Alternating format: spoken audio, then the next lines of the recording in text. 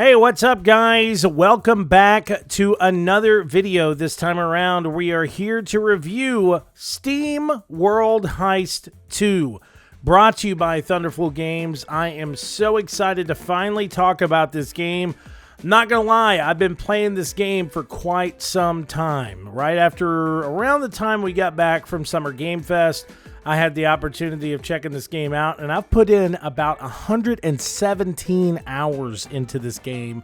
And I'm telling you guys, I am addicted to the world that Thunderful has built in this game. It is so fantastic and crazy, and it's got so much comedy and all kinds of stuff. So, real quick, get ready for an epic sea adventure. All is not well on the waves. A crisis is brewing. A water crisis. Explore vast horizons above and below as you uncover the enigmatic menace threatening the Great Sea. Take charge as Captain Leeway, joined by his ragtag crew of Steambots, to uncover this enigmatic menace threatening the Great Sea. So the plot is a pretty good story. As captain, you hold the fate of your crew in your hands. Equip them with different weapons, customize their abilities and equipment, and use the rich job system to overcome any challenge that comes your way. From seasoned veterans to eager recruits, your crew looks to you for guidance as you navigate the dangers of the Great Sea. So, what's really great about this game, first and foremost, is that it is a strategy-based title. So, you really have to go into this game thinking. You can't just go in running and gunning like your boy Caleb usually does in a lot of these games that I've reviewed and played and seen in the past. This is a strategy-based game, so you have to take your time and think about the people that you have on your crew before you do some of these heists, from stealing, treasures, from, taking down some of the Navy out there, or even taking down some of these psychotic robot skeleton-esque characters. So I'm going to try to keep this as spoiler-free as possible, but as I said, I have put in about 117 hours into this game, and I'm telling you guys, I have never been so obsessed with a strategy-based game like this. It's kind of, it's turn-based, strategic. I have not really played a lot of the SteamWorld games before. Now, if you are kind of on the fence about some of these SteamWorld games, you can check out some of them now on Xbox Game Pass. But I'm telling you guys, this game is something definitely special. One thing that I did notice while playing this game is that it brings back the magic of adventure titles that I feel that we have been missing in the games industry for some time. One of the things that really kind of wrapped me in was the story, the music, just the overall environment that Thunderful has built with this world. Coming from somebody that hasn't played any other games before, it was a shock to me because I was thinking I'm going to go into this game not really knowing what's going on in this universe, and I picked it up pretty quickly. The overall gameplay is pretty straightforward. It's somewhat complex at times, but you do get used to it pretty quick. It's easy to pick up.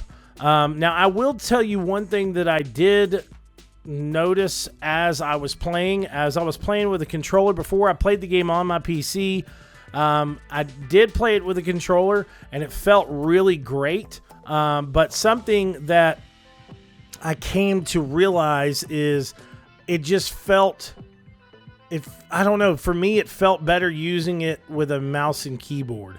I felt like I had a little bit more kind of control over the characters, where I wanted to aim, because this is a free aim system. So that's one thing that was really cool about it. There's a lot of times that when you go to these bases of these, enemies, there's a lot of times that you'll have the opportunity of using, sniper characters, boomers, reapers, flankers,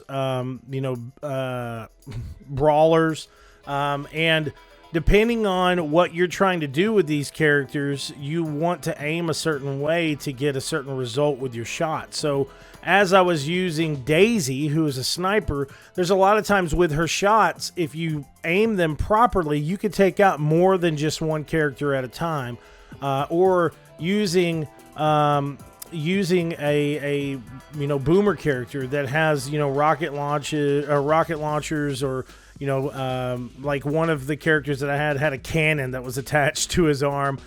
Using those grenades and those exploding rounds, if you shoot them in certain areas, it not just affects multiple enemies at one time, but it'll affect the environment that's around it. So as you get further into the game, whenever you get into certain areas that are icy, or certain areas that have barrels that can explode or whatever, you really need to think about your shots, kind of time them out properly, and use the right characters in the right areas. But as I said, it was fairly easy to pick up over time. It was something that I was honestly kind of shocked by. That at first, when I first started playing the game, at Summer Game Fest, and meeting some of the development team, I had that issue. I was like, okay, this is a little tough. I kept dying over and over again. But once I kind of picked it up and got used to it, and realized that I needed to actually strategize a bit more instead of just kind of running and gunning, then I kind of got into it a lot more, to the point that every single day I was coming home after I came back from Summer Game Fest, I was playing this game. I put a lot of time into this game, and I can also tell that the development team put a lot of time into this game with a lot of love and care. The story overall is really great. It has some really great comedic aspects. Though the game is not voiced over, it is a text-based, story-driven game. You do get a lot of really cool moments and comedic moments. There's some good twists and turns in the stories that I didn't even expect. And something else that was just honestly wonderful about the game is some of the music in the game done by SteamPunk Giraffe. I am not a big SteamPunk fanboy, or really have I ever been into anything steampunk. But this game right here was shocking with this music. It gets you so into the universe. Going to these areas that you can upgrade your character and buy their weapon, and at the same exact time, my phone's going off.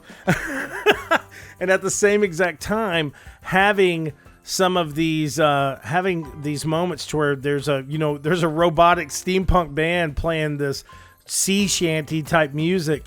It really wraps you in, and it kind of just, this is the game that is that cozy style game. And kind of like I told the dev team, this is my soul food type of game. This is literally the game that I could just, like, I could eat it.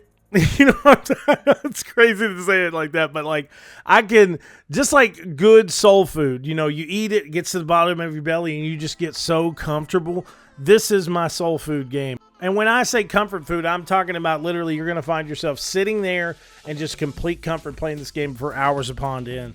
So something else that I wanted to talk about too, the job system that this game has is very, very fantastic. And it's, of course, it's like the skill tree system that's set up. You can have all these different jobs for each one of your characters. So if you have a character like Daisy, that is a sniper-based character, you can also give her different type of cogs for different versions of herself. So if you wanted Daisy to, be a sniper in, certain areas of the game, then you could get her to be a sniper. But if you also want to invest time in, upgrading some of her other skills, like a Reaper skill, that she could use an SMG, or upgrade her to where she has the skills of a boomer, you can actually merge some of these skills together to create your own custom job setting or custom skill tree, which I was shocked by. There's a lot of times that really comes in handy. So depending on the type of cogs that you use, in your skill tree, you can have, have her as a sniper, but also have her using some skills that were usually set for the Reaper class, which I thought was fascinating. It was so, so cool. Something else I found myself doing a lot of was playing around in the submarine. So traversing throughout this game is really fun as well, and there's a lot of times that as you're traversing and checking out new areas, some of these different, steampunk bot pirates are going to come up on you in jet skis or big ships, or you'll come up on a giant battle happening, and as you're doing that, you'll be able to pick up swag throughout the world. So you'll be able to get water and gems and different things that you can upgrade your characters, upgrade your, submarine with better weapons as well. It's just an overall fantastic experience. It's such a fun game from start to finish. I'm telling you guys right now, it's definitely in my top 5 games of 2024, and I would even put it on my dark horse list of game of the year. And I know that's a big tote for all the games that are coming out, but I'm telling you, these are the type of games that matter, the games that really bring magic back to the games industry, and this is definitely one of them. It's such a magical, fantastic experience, and I can't wait to play more. So big shout out to Thunderful Games for giving me this amazing opportunity of playing this game for so long. And after I get done with this review, I'm jumping back on, man. So I'm going to give this game a 5 out of 5. Thank you, Thunderful Games, for the amazing review opportunity and just being such amazing, amazing people. I miss you guys. I'm not joking. I had such a great time talking to the dev team while I was at Summer Game Fest, and I would love, love, love to talk to you guys again soon. So please make sure to check us out at Cineleaks.com. Please make sure to comment, like, and subscribe, and I'll talk to you all again later. Peace.